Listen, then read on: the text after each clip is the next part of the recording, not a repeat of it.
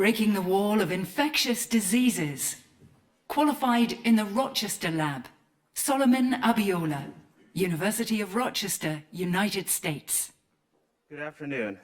As a quick show of hands, how many of you this weekend checked the weather here in Berlin, Germany? Okay. Most of you, right? Now imagine if I was to tell you that one individual in this room was infected with influenza. How many of you would be aware of this fact? Very few of you. Why? A lack of reliable and robust data to predict the spread of infectious diseases in real time. In 2012, as part of my senior thesis at Princeton, I developed a mobile application to do just that using geospatial information and objective WHO surveys, which could do just that. As you can see in our figure that we've created here, you can imagine at the height of the Ebola outbreak in 2014, we were able to deploy this application in Lagos, Nigeria. In phase 4 of our diagram, you can see a real-time forecasted model of how an infectious disease would be able to spread throughout the city.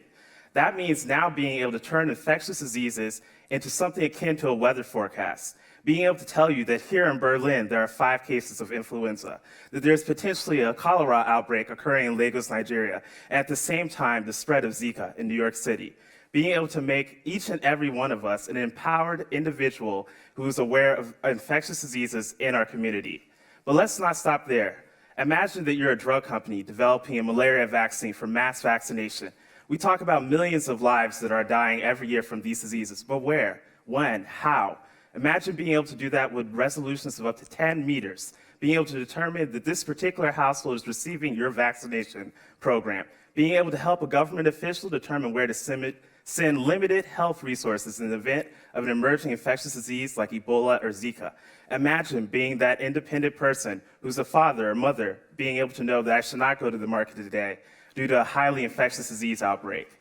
Imagine then being able to help other public health officials or communities be empowered to predict the spread of infectious diseases in real time, helping those within these walls here in this conference and beyond, empowering billions of citizens through a mobile application which most of us have access to. Starting in 2017, we plan to release this application to everyone, everywhere around the globe. Thank you. Question here in the front row. How do you cope with the potential fear and panic of people looking at these apps? So the information is processed into 2 streams. Individuals who receive alerts, which are segmented by what governments think are necessary to get out the information. But if you're a statistician or engineer or researcher, you will see raw data and actually be able to develop predictive models from that. So do you expect to get most of the information from the people who are ill themselves or from their doctors? This is the unique thing about this application. It's coming from individuals. Most things we think about health and research, it's all about us. We're scientists. We are a wall. Final question here, Jochen. Do you have a validation between forecast and reality? Thank you very much. Lagos in Thank you very Nigeria. much.